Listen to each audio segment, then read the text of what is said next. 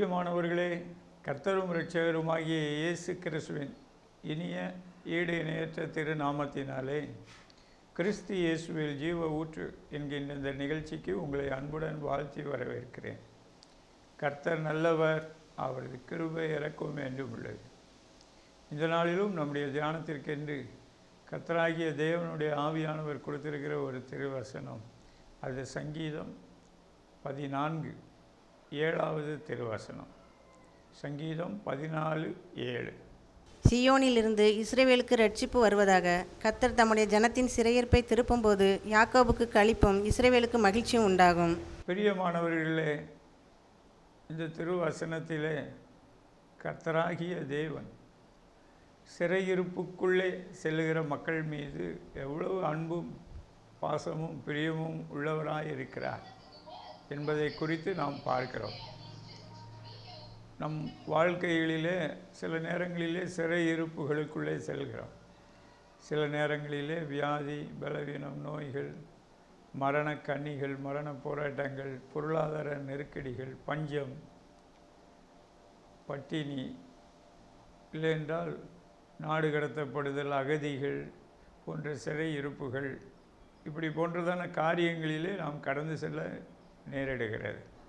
ஆனாலும் அந்த சூழ்நிலைகளிலும் கர்த்தர் எப்படி நம்மேல் அன்பாக இருக்கிறார் என்பதை குறித்து நாம் தியானிக்க போகிறோம்.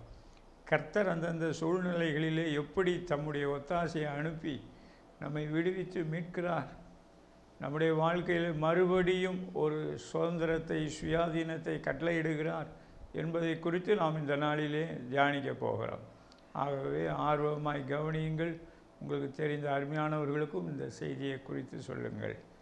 கர்த்தர் உங்களை ஆசீர்வதிப்பதாக. முதலாவதாக, கர்த்தர் அவருடைய ஜனத்தின் சிறையிருப்பை திருப்புகிறவராக இருக்கிறார்.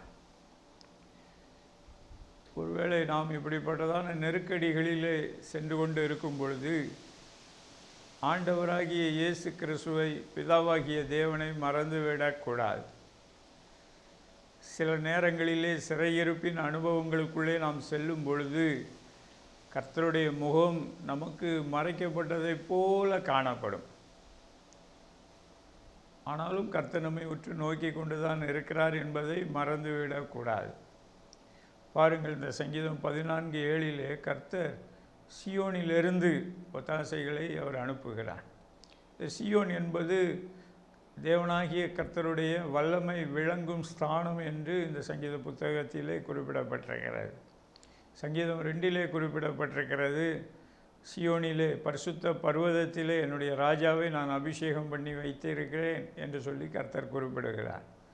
பாருங்கள், ஆண்டவராகிய இயேசு கிறிஸ்து இந்த பூமியில் வருவதற்கு சுமார் 1000 ஆண்டுகளுக்கு முன்பதாகவே இந்த ப்ராஃபஸியை சங்கீத புத்தகத்திலே நாம் பார்க்கிறோம். ஆம், எனக்கு அன்பான தேவனுடைய ஜனமே, ஆண்டவராகிய இயேசு கிறிஸ்து நேற்றும் இன்றும் என்றும் மாறாதவராக இருக்கிறார். பழைய ஏற்பாட்டு காலத்திலும் அவர் எத்தனையோ பேர்களுடைய தேசங்களுடைய சிறையிருப்பை அவர் திருப்பினார். இப்பொழுதும் திருப்பி கொண்டு இருக்கிறார், இனியும் திருப்புவார். கர்த்தருக்கு ஸ்தோத்திரம், தேவனுக்கே மகிமை. அதனால தான் ஏசாயா 60வது அதிகாரம் 1வது திருவசனத்திலே ஆண்டவராகிய இயேசு கிறிஸ்து குறிப்பிட்டார். பாருங்கள், அதுவும் தீர்க்க தரிசன வார்த்தை தான். ஏசாயா காலம் என்றால் ஒரு கிமு 600வது நூற்றாண்டிலே சொல்லப்பட்ட தீர்க்க தரிசனம். ஆண்டவராகிய இயேசு கிறிஸ்து மாம்சத்தில் சரீரத்தில் வெளிப்பட்ட பொழுது அதே வார்த்தையை மறுபடியும் சொன்னார். பாருங்கள், கர்த்தராகிய தேவனுடைய ஆவியானவர் என்மேல் இருக்கிறார். சிறைப்பட்டவர்களுக்கு விடுதலை, கட்டுண்டவர்களுக்கு கட்டவிழ்த்தல், இருதயம் நொறுங்குண்டவர்களை குணமாக்குதல், தரித்திரருக்கு சுவிசேஷம், தரித்திரரை ஐஸ்வர்யவான்களாய் மாற்றும்படிக்கு கர்த்தர் சுவிசேஷத்தை தருகிறார். இவையெல்லாம் ஆண்டவராகிய இயேசு கிறிஸ்துவின் மூலம் நடைபெறுகிறது. அது மாத்திரமல்ல, ஆண்டவராகிய இயேசு கிறிஸ்து பிதாவாகிய தேவனுடைய அனுக்கிரக வருஷத்தை பிரசித்தம் பண்ணினார். Year of favour and acceptance. ஆண்டவராகிய இயேசு கிறிஸ்துவின் மூலமாக பிதாவாகிய தேவனிடத்திலே நாம் கிட்டி சேரும் பொழுது நமக்கு ஒரு இரக்கத்தை, தயவை, ஏற்றுக்கொள்ளப்படுதலை அவர் நமக்கு பெற்றுத் தருகிறார். கர்த்தருக்கு ஸ்தோத்திரம், தேவனுக்கே மகிமை. இன்று நாம் எப்படிப்பட்ட நெருக்கடிகளுக்குள்ளே, உபத்திரவங்களுக்குள்ளே, சிறையிருப்புகளுக்குள்ளே, கண்ணிகளுக்குள்ளே, கட்டுகளுக்குள்ளே, நுகத்தடிகளுக்குள்ளே இருந்து கொண்டு இருந்தாலும் அவரை நோக்கி பார்க்க பழக வேண்டும். கர்த்தருக்கு ஸ்தோத்திரம், தேவனுக்கே மகிமை. பாருங்கள், இந்த செய்திகளை நீங்கள் கேட்டுக்கொண்டு இருக்கும் பொழுதே அவருக்கு நேராக உங்களுடைய சிந்தனையை திருப்புங்கள். அவருக்கு முன்பதாக ஆவியானவர் எதையெல்லாம் உணர்த்துகிறாரோ அந்த விஷயங்களிலே ஒரு மனம் திரும்புதலை அவர் கொடுக்க வேண்டும் என்று விரும்புகிறார். நாம் சரியான மன நிலைக்குள்ளே வரும்போது அவருடைய ஒத்தாசைகளை நாம் பெற்றுக்கொள்ள முடியும். பாருங்கள், சங்கீதம் 14:7 அவர் சீயோனிலிருந்து ஒத்தாசையை அனுப்புகிறார். பிரியமானவர்களே, அவர் அபிஷேகம் பண்ணப்பட்ட மெஸ்ஸியா, ராஜா, அவர் நமக்கு ஒத்தாசையை அனுப்புகிறார். எந்த சூழ்நிலையிலிருந்தும் அவர் அனுப்புகிறார். பாருங்கள், முழு வேதாகமத்திலும் பார்க்கிறோம், தனிப்பட்ட மனிதர்கள் அப்படிப்பட்டதான சிறையிருப்புகளுக்குள்ளே சென்றார். பாருங்கள், யாக்கோபு தன்னுடைய உறவினராகிய ஒரு லாபான் இடத்திலே செல்லும் பொழுது அவரும் ஒரு விதமான சிறையிருப்பை தான் அனுபவித்தார். ஆனால் கர்த்தர் அவரோடு கூட இருந்தார். அதே போல் யோசேப்பு, பழைய ஏற்பாட்டு யோசேப்பு, ஆதியாகமம் 36:21 நாம் பார்க்கிறோம். பாருங்கள், அவர் சகோதரர்களால் பகைக்கப்படுகிறார், குழியிலே தூக்கி போடப்படுகிறார், அடிமையாக விற்கப்படுகிறார்.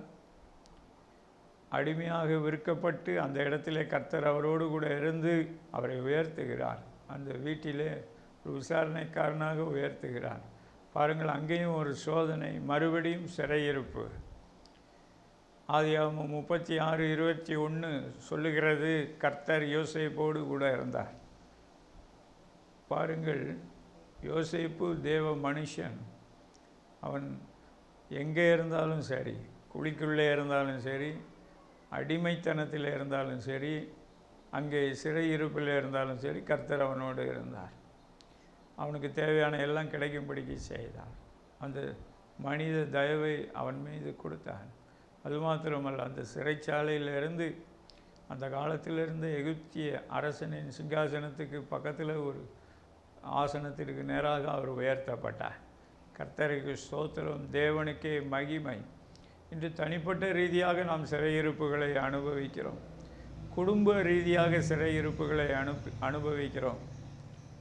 இன்னும் தொழில்களிலே சில நேரங்களிலே சிறையிருப்பின் காலத்தை அனுபவிக்கிறோம்.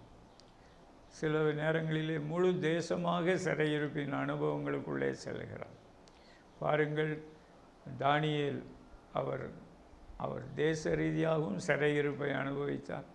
தனிப்பட்ட ரீதியாகவும் சிங்கங்களின் கெவியிலே தூக்கி போடப்பட்டு ஒரு சிறையிருப்பை அனுபவித்தார். யோபுவினுடைய வாழ்க்கையை பாருங்கள், அவர் குடும்ப ரீதியாகவும் சிறையிருப்பை அனுபவித்தார், தனிப்பட்ட ரீதியாகவும் சிறையிருப்பை அனுபவித்தார். பாருங்கள், இவர்கள் எல்லாருக்கும் கர்த்தர் ஒரு இரக்கம் பாராட்டினார், தயவு பாராட்டினார்.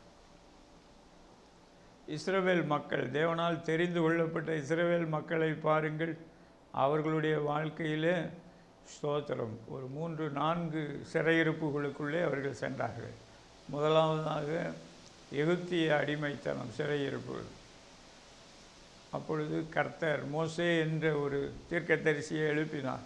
யாத்திராகமம் 3வது அதிகாரம் 10வது திருவசனத்திலே நீங்கள் வாசித்து பாருங்கள். 3வது அதிகாரம் 1 முதல் 10 வரைக்கும் வாசித்து பாருங்கள். அங்கே கர்த்தர் மோசேக்கு தரிசனமாகி, நான் இருக்கிறவராகவே இருக்கிறேன், என் ஜனத்தின் சிறுமையை நான் கண்டேன், ஆளோட்டிகளின் நிமித்தம் அவர்கள் விடுகிற பெருமூச்சை கூக்குரலை நான் கேட்டேன் என்று சொல்லுகிறார். இன்று நாம் சிறையிருப்பின் நிமித்தம் ஒரு விதமான அங்கலாய்ப்பை நாம் வெளிப்படுத்தி கொண்டு இருக்கலாம், பெருமூச்சு விட்டு கொண்டு இருக்கலாம், இளைப்பாறுதலற்ற சூழ்நிலைகளுக்குள்ளே இருந்து கொண்டு இருக்கலாம். ஆனால் கர்த்தர் அதை கவனித்து கேட்டுக்கொண்டு இருக்கிறார் என்பதை ஒருபோதும் மறந்துவிடக்கூடாது. அதை கர்த்தர் கவனித்து கேட்டார்.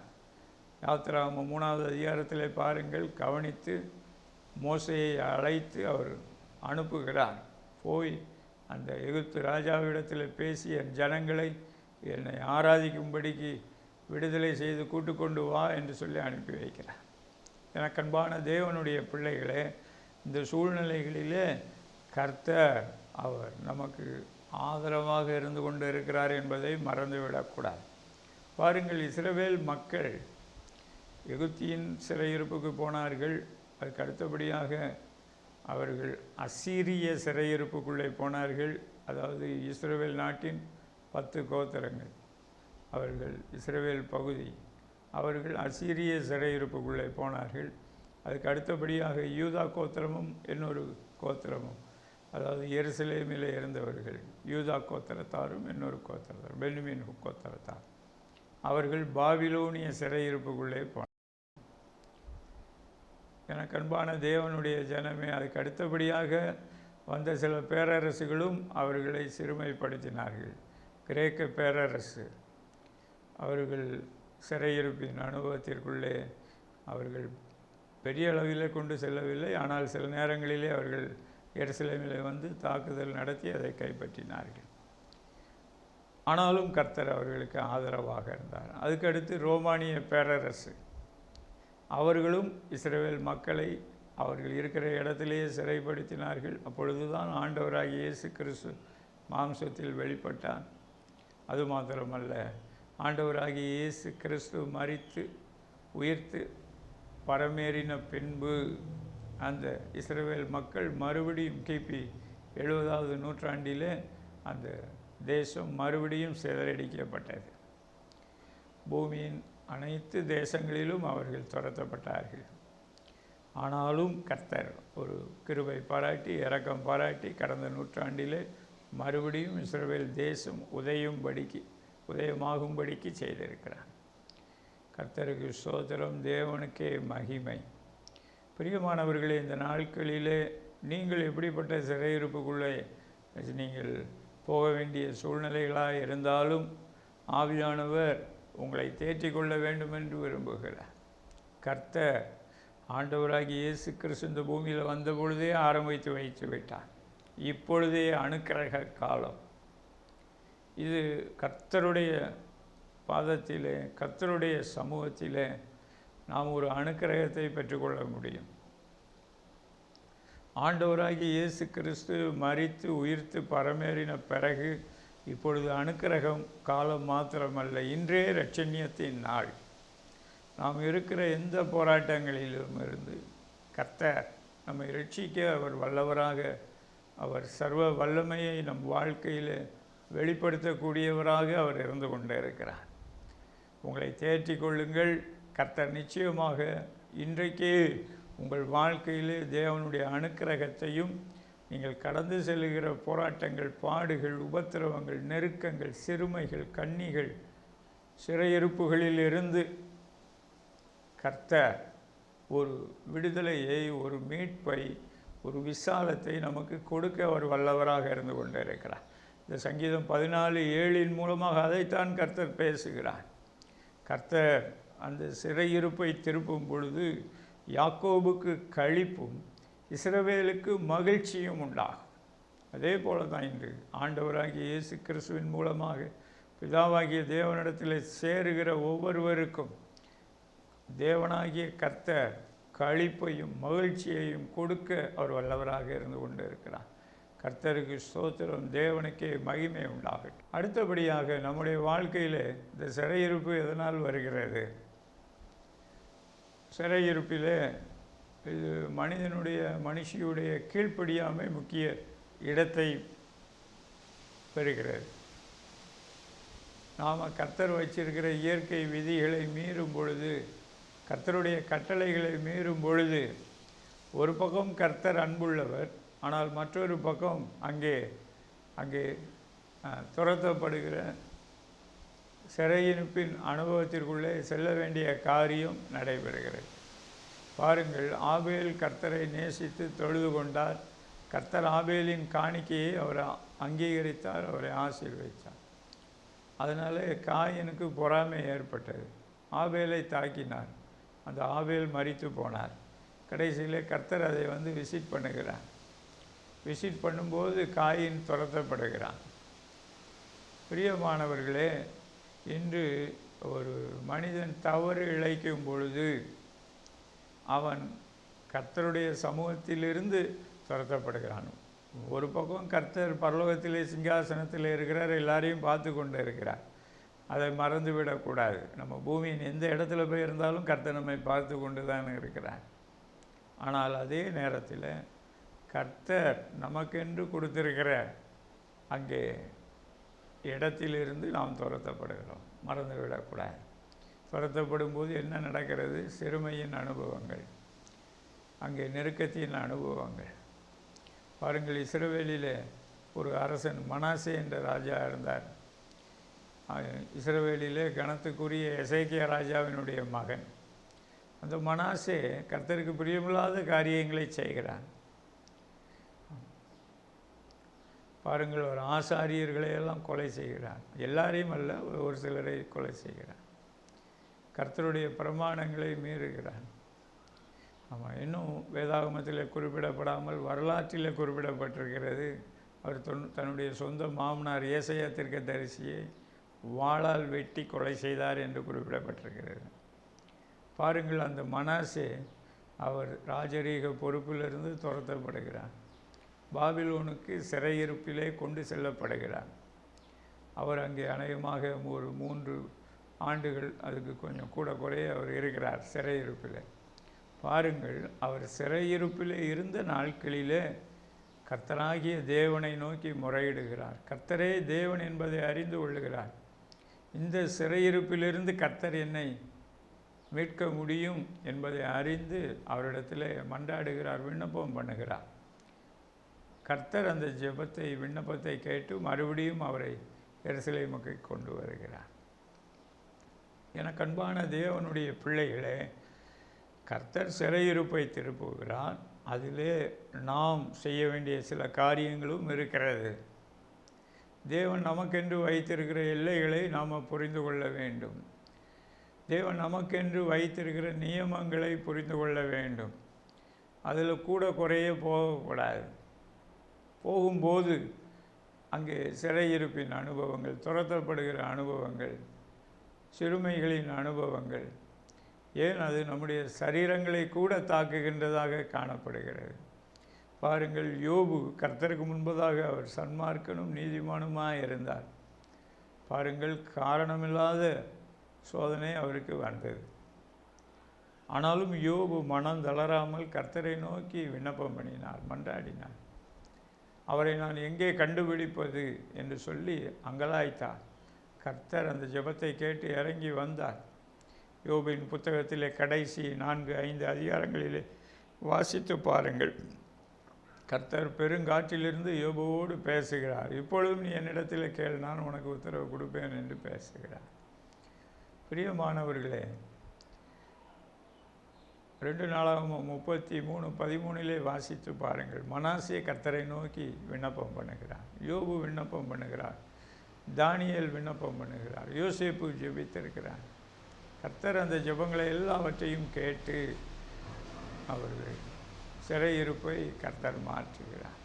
எனக்கு அன்பான தேவனுடைய பிள்ளைகளே, இன்று நம்முடைய வாழ்க்கையிலும் சில நேரங்களிலே நம்ம சில காரியங்களிலே நம்ம சமாதானத்தோடு இருந்து கொண்டிருப்போம். 1-2 காரியங்களிலே சிறையிருப்பின் அனுபவத்திற்குள்ளே நாம் சென்று கொண்டே இருப்போம். அந்த காரியத்தையும் நாம் ஆண்டவரிடத்திலே கொண்டு வர வேண்டும். ஆண்டவரிடத்திலே ஜெபிக்கிறவர்களாக இருக்க வேண்டும்.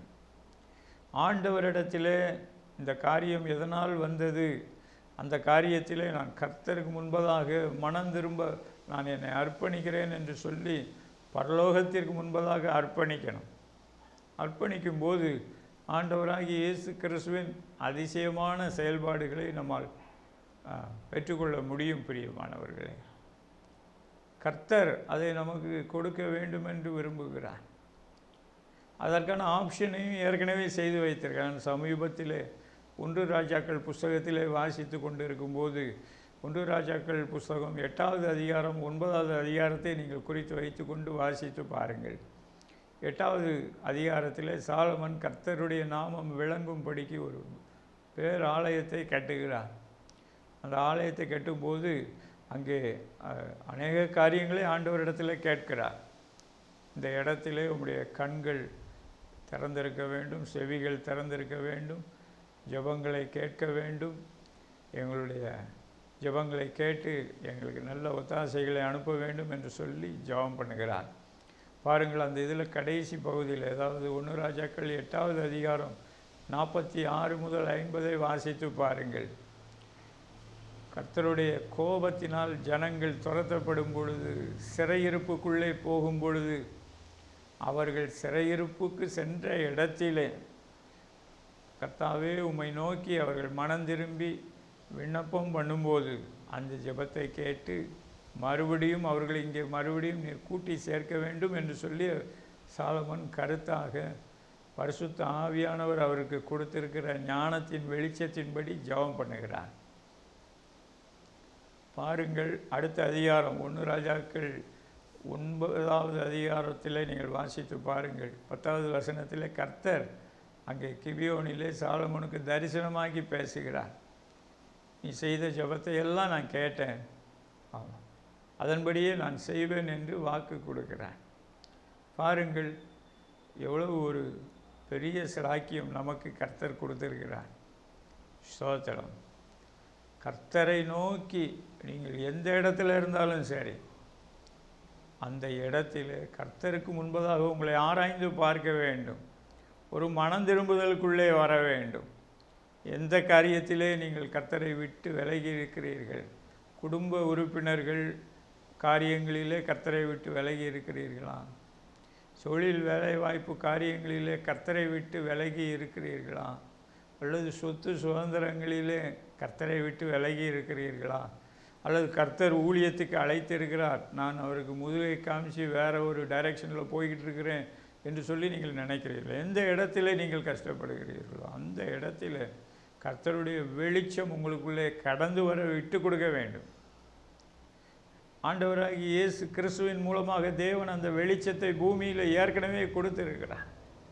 இயேசு குறிப்பிட்டார், நான் பூமியில் இருக்கையில் என்னை பின்பற்றுகிறவன் அவன் இருளிலே நடவாமல் ஜீவ ஒளியை அடைந்திருப்பான். த லைட் ஆஃப் லைஃப் இயேசு கிறிஸ்து. ஸ்தோத்திரம். இந்த குடும்ப வாழ்க்கையில் கர்த்தரை மறுதளிச்சிருக்கிறோமா? இந்த ஏசாயா 60வது அதிகாரத்தில் நீங்கள் கீழே தொடர்ந்து வாசித்து பாருங்கள். சிறைப்பட்டவர்களுக்கு விடுதலை, கட்டுண்டவர்களுக்கு கட்டவிழ்த்தல், துயரமடைந்த அனைவருக்கும் அவர் ஆறுதல், மகிழ்ச்சியை கொடுக்கிறார். ஸ்தோத்திரம். அது இந்த பூமியில் யாராக இருந்தாலும் சரி, அவரை நோக்கி கூப்பிட்டா உடனே ஆறுதலையும் மகிழ்ச்சியும் கொடுத்துட்றாரு. அதே நேரத்தில் கீழே அதில் தொடர்ந்து வாசித்து பாருங்கள். 61 வாசித்து பாருங்கள். சியோனிலே துயரப்பட்டவர்களை சீர்படுத்தவும். அப்போ சியோனில் இருக்கிறவர்களுக்கு எதுக்கு துயரம் வருதுன்னா, அவங்க ஏதோ ஒரு விஷயத்தில் கர்த்தரை விட்டு விலகி போயிருக்கிறாங்க, கர்த்தருடைய ஆலோசனைக்கு விரோதமாக போயிருக்கிறாங்க. ஆகவே அங்கே அதனால தான் அவங்களுக்கு சிறையிருப்பு வருகிறது. அந்த இடத்துல கர்த்தரை நோக்கி பார்த்து ஸ்தோத்திரம் ஆண்டவர்கிட்ட கேட்டோமானா ஆண்டவர் உதவி செய்வார். அவர் என்னிடத்தில் திரும்ப நான் உன் சீர்கேட்டை குணமாக்குவேன் என்று சொல்லியிருக்கிறார். முந்தின சீரை பார்க்கிலும் நல்ல சீர் உங்களுக்கு நான் கொடுப்பேன், அதனால் நீங்கள் நான் கர்த்தர் என்று நீங்கள் அறிந்து கொள்வீர்கள் என்று அவர் சொல்லியிருக்கிறார். ஸ்தோத்திரம். பாருங்கள், இந்த மனாசே கர்த்தரை நோக்கி அவர் மனம் திரும்பி சீர்கேடுகளை கர்த்தருக்கு முன்பதாக அறிக்கை செய்து தேவனிடத்தில் கிருபைக்காக இரக்கத்திற்காக கெஞ்சின பொழுது கர்த்தர் அவருடைய சிறையிருப்பை மாற்றினார். இன்று நமக்கும் அவர் உதவி செய்ய அவர் வல்லவராக இருந்து கொண்டிருக்கிறார். அவர் நமக்கு சாம்பலுக்கு பதிலாக சிங்காரத்தை கொடுக்கிறார். ஸ்தோத்திரம். சாம்பல் என்றால் சிறையிருப்பு. ஸ்தோத்திரம். Beauty for Ashes. ஆமாம், சாம்பலுக்கு பதிலாக அழகையும் அலங்காரத்தையும் அவர் நமக்கு கொடுக்கிறார். இழந்த மேன்மைகளை அவர் நமக்கு கொடுக்கிறார், ரெட்டிப்பாக கொடுக்கிறார். கண்பான தேவனுடைய ஜனமே, ஆவியானவருக்கு விட்டு கொடுப்போம். இயேசு கிறிஸ்துவின் அந்த ஒப்பற்ற கிரயத்தை நாம் புரிந்து கொள்வோம். கர்த்தர் இன்று நம்ம ஒவ்வொருவருடைய இருதயத்தின் கதவை தட்டி கொண்டு இருக்கிறார். எந்த பகுதியில் ஆனாலும் சரி, ஸ்தோத்திரம். என்னை விசாரிக்கிறதுக்கு ஒருத்தரும் இல்லை, தேற்றுவதற்கு ஒருவரும் இல்லை, உதவி செய்வதற்கு ஒருவரும் இல்லை, ஒத்தாசை தருவதற்கு ஒருவரும் இல்லை என்று அங்கலாய்த்து கொண்டு இருக்கிறீர்களோ, கர்த்தர் அதை இன்று இப்பொழுதே செய்ய அவர் வல்லவராக இருந்து கொண்டிருக்கிறார். கர்த்தருக்கு ஸ்தோத்திரம். பிரியமானவர்களே, இது கர்த்தருக்கு ஒரு பிரியமான காரியம். நம்முடைய சிறையிருப்பை திருப்புவது அவருக்கு லேசான காரியம். அது ஒரு மகிமையான காரியம். அது ஒரு அதிசயமான காரியம். பாருங்கள், சங்கீதம் 126:2 சங்கீதக்காரன் இஸ்ரவேல் மக்கள் பாபிலோனிய சிறையிருப்புக்கு செல்வதற்கு 500 ஆண்டுகளுக்கு முன்பதாகவே தீர்க்க தரிசனமாகவே அவர்கள் சிறையிருப்புக்கு போவார்கள், அங்கிருந்து மறுபடியும் திரும்ப வருவார்கள் என்று தீர்க்க தரிசனமாக சொல்லி வைத்திருக்கிறார். சங்கீதம் 126 முழு சங்கீதத்தையும் வாசித்து பாருங்கள். 2வது வசனத்தில் கர்த்தர் சியோனின் சிறையிருப்பை திருப்பும்போது சொப்பனம் காண்கிறவர்கள் போல இருந்தோம். கர்த்தர் இவர்களுக்கு பெரிய காரியங்களை செய்தார் என்று புறஜாதிகள் தங்களுக்குள்ளே சொல்லி கொண்டார்களாம். பாருங்கள், இஸ்ரவேல் மக்கள் முழு தேசமாக சிறையிருப்புக்குள்ளே சென்ற பொழுது அவர்கள் இங்கு அந்த காலத்திலே சிறையிருப்புக்கு கொண்டு சென்ற அந்த நேபுகாத் நேச்சார், அவன் அந்த காலத்தில் உலகத்தில் ஒரு பேரரசனாக இருந்தான். ஆனால் அங்கே போன பிறகு திரும்பி வருவது என்பது அது மிகவும் அந்த காலத்திலே கடினமான காரியம். ஆனாலும் கர்த்தர் எரேமியா தீர்க்கதரிசியின் மூலமாக சொல்லியிருந்தார், 70 ஆண்டுகள் கழித்து மறுபடியும் இங்கே கொண்டு வருவேன் என்று. அப்போ அந்த வாக்குத்தத்தங்களை உரிமை பாராட்டி தானியேல் ஜெபம் பண்ணுகிறார். அதே போல் 70 ஆண்டுகளுக்கு பின்பதாக கர்த்தர் மறுபடியும் அவர்களை இஸ்ரவேல் தேசத்திற்கு மறுபடியும் திரும்பி கொண்டு வருகிறார். பாருங்கள், பக்தன் அழகாய் சொல்லுகிறார், கர்த்தர் இவர்களுக்கு பெரிய காரியங்களை செய்தார். Great things he has done. எனக்கு அன்பான தேவனுடைய ஜனமே, இன்று அதே காரியத்தை ஒவ்வொருவருக்கும் தனிப்பட்ட விதமாக, குடும்ப ரீதியாக, வேலை தொழில் ரீதியாக, சொத்து சுதந்திரங்கள் ரீதியாக, ஏன் ஊழிய ரீதியாக கூட இன்று கர்த்தரை விட்டு விலகி ஸ்தோத்திரம் தூரமான இடங்களுக்குள்ளே நாம் சிக்கி தவித்து கொண்டு இருக்கிறோமா? கர்த்தருக்கு முன்பதாக மனம் திரும்பும்படிக்கு ஆவியானவர் அன்பாய் கூப்பிடுகிறார். ஸ்தோத்திரம், எச்சரிக்கிறார், சிலரை எச்சரிக்கிறார். ஸ்தோத்திரம், நீங்கள் கர்த்தருடைய சத்தத்துக்கு கவனமாய் செவி கொடுப்பீர்கள் என்றால், கர்த்தருடைய கட்டளைகளுக்கு கீழ்ப்படிய உங்களை அர்ப்பணிப்பீர்கள் என்றால், கர்த்தர் உங்கள் வாழ்க்கையிலும் பெரிய காரியங்களை செய்வார். பிரியமானவர்கள், இந்த விஷயத்திலே நாம் ஜாக்கிரதையாக இருக்க வேண்டும். ஆதியாகமம் 3வது அதிகாரத்திலே பாருங்கள், ஆதாமும் ஏவாளும் தேவனுக்கு பிரியமாய் இருந்தார்கள். ஆனாலும் கர்த்தருடைய வார்த்தைக்கு அவர்கள் கீழ்ப்படியாமல் போன பொழுது ஆண்டவர் அவர்களை அந்த இடத்திலிருந்து துரத்தி விட்டார். மறுபடியும் அந்த தோட்டத்திற்குள்ளே வருகின்ற இடத்திலே காவல் வைத்திருக்கிறார் என்று வேதம் பதிவிடுகிறது. ஸ்தோத்திரம். பாருங்கள், பிரசங்கியின் புத்தகத்திலே பக்தன் அழகாய் குறிப்பிடுவார், அவர் கோணலாக்கினவதை செவையாக்கினவன் யார்? ஒருவனாலும் ஆக்க முடியாது, அதை அவர்தான் சரி பண்ண முடியும். அதான் ஏசாயா தீர்க்க தரிசன புத்தகத்தில் கூறப்பட்டிருக்கும், நான் உனக்கு முன்பதாக சென்று கோணலானவைகளை செவ்வையாக்குவேன். அது அவருடைய வழி, அவருடைய வெளிச்சம். ஸ்தோத்திரம். கர்த்தர் நம்மோடு பேசின காரியங்களிலே நாம் சுய இஷ்டத்துக்கு இடம் கொடுத்துருக்கிறோமா? சுய இச்சைகளுக்கு இடம் கொடுத்துருக்கிறோமா? ஸ்தோத்திரம். இன்று கர்த்தருடைய சமூகத்திலே சிந்தித்து பாருங்கள். ஒரு ஆவியானவர் உணர்த்துகிறார். சில பேர் ஸ்தோத்திரம் இந்த சூழ்நிலையிலே ஸ்தோத்திரம் சிறையிருப்பு உங்களுக்கு காத்திருக்கிறது என்பதை அறியாதபடிக்கு சுய இஷ்டம், சுய இச்சைகளை துணிகரமாக செய்ய முயற்சி பண்ணி கொண்டு இருக்கிறவர்களை ஒரு சிலரை ஆவியானவர் உற்று நோக்குகிறார். உன்னோடு போராடி கொண்டு இருக்கிறார். ஸ்தோத்திரம். மகனே, மகளே, சிறையிருப்புக்குள்ளே செல்ல வேண்டாம். ஸ்தோத்திரம்.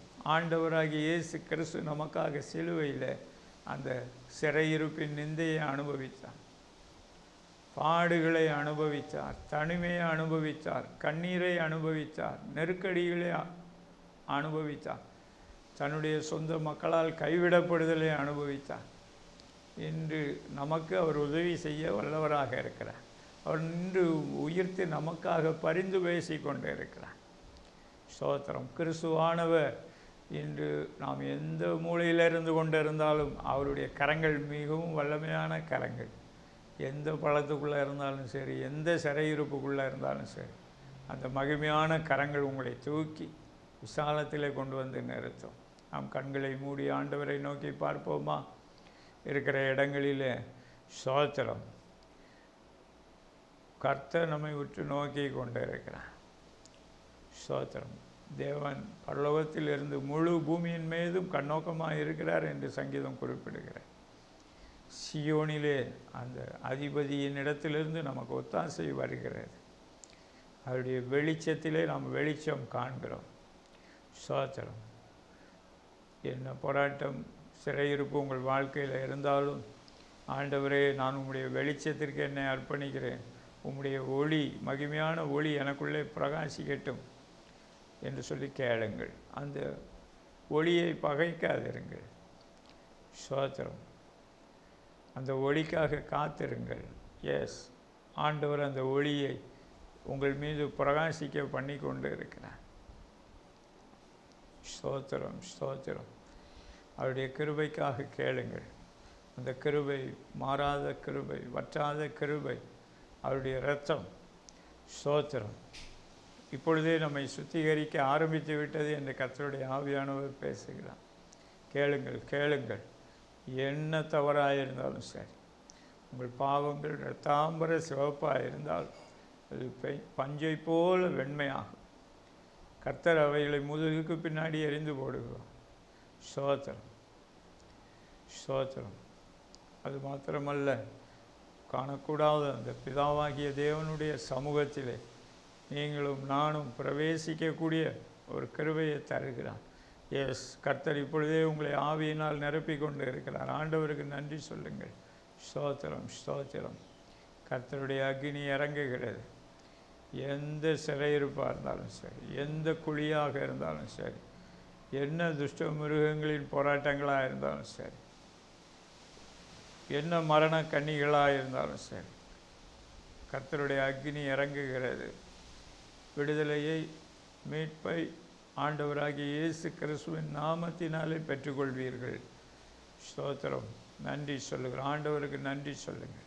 ஆண்டவரே, விடுதலை மீட்பு மாத்திரமல்லப்பா, தேவனாகிய கர்த்தர் ஒவ்வொருவருக்கென்றும் அவருடைய குடும்பங்கள், அவருடைய தொழில்கள், அவர்களுடைய சொத்து சுதந்திரங்கள், ஊழியங்கள் போன்ற காரியங்களிலே நீர் அவர்களுக்கு வைத்திருக்கிற முந்தின சீரை பார்க்கிலும் நல்ல சீர் உண்டாகட்டும். இதன் மூலமாக நீரே கர்த்தர், கர்த்தரே தேவன் என்று அறிந்து கொள்ளும்படிக்கு மகிமையான அற்புதங்களை செய்தல்வீராக. ஆண்டவர் அப்படியே செய்கிறார். அவருடைய அதிசயமான கரம் உங்களுக்கு வருகிற எல்லா போராட்டங்களிலும் உங்களுக்கு உதவி செய்கிறது. தேவன் முன்குறித்து நியமித்திருக்கிற வைத்திருக்கிற இடத்திற்கு நேராக கர்த்தருடைய கரம் உங்களை தூக்கி சுமக்கும். உங்களை ஸ்தோத்திரம் அவர் நிலைவரப்படுத்துவார். உங்களை சீர்படுத்தி, ஸ்திரப்படுத்தி, பலப்படுத்தி நிலை நிறுத்துவார் என்கின்ற தீர்க்க தரிசன வார்த்தையை கர்த்தரே உங்களுக்கு கொடுக்கிறார். ஆண்டவருக்கு நன்றி சொல்லுங்கள். ஸ்தோத்திரம் செலுத்துங்கள். ஆண்டவரே, நன்றி சொல்லுகிறோம், நன்றி சொல்லுகிறோம். ஆண்டவரே, ஸ்தோத்திரம். இன்னும் சரீரங்களில் இருக்கிற உபாதைகள் நீங்கட்டும். யோபுவினுடைய சரீரத்திலே, குடும்பத்தில் இருந்தபடியாக இருக்கிற அந்த வியாதிகள், நெருக்கடிகள், உபத்திரவங்கள், போராட்டங்கள் எல்லாம் உம்முடைய நாமத்தினாலே கடிந்து கொள்ளப்படுவதாக. உம்முடைய நாமத்தின் நிமித்தம் ஆண்டவரே ஸ்தோத்திரம். கர்த்தர் சியோனின் சிறையிருப்பை திருப்பும் பொழுது யாக்கோபுக்கு களிப்பும் இஸ்ரவேலுக்கு மகிழ்ச்சியும் உண்டாகும் என்று சொன்னபடியா ஒவ்வொருவருடைய வாழ்விலும், அவருடைய ஆவி, ஆத்தும, சரீரத்திலும், குடும்பத்திலும் மறுபடியும் களிப்பும் மகிழ்ச்சியும் பூரணமாக உம்முடைய நாமத்தின் நிமித்தம் உண்டாகட்டும். தேவரீர் அப்படியே செய்கிறதற்காக நன்றி சொல்கிறோம். ஒவ்வொருவரையும் ஆசீர்வதிப்பீராக. கிறிஸ்தேசுவின் நாமத்தில் ஜெபிக்கிறோம் ஜீவனுள்ள எங்கள் நல்ல பிதாவே. ஆமேன், ஆமேன். பிரியமானவர்களே, கர்த்தர் உங்களோடு இருக்கிறார். அவரோடு கூட நேரம் செலவழியுங்கள்.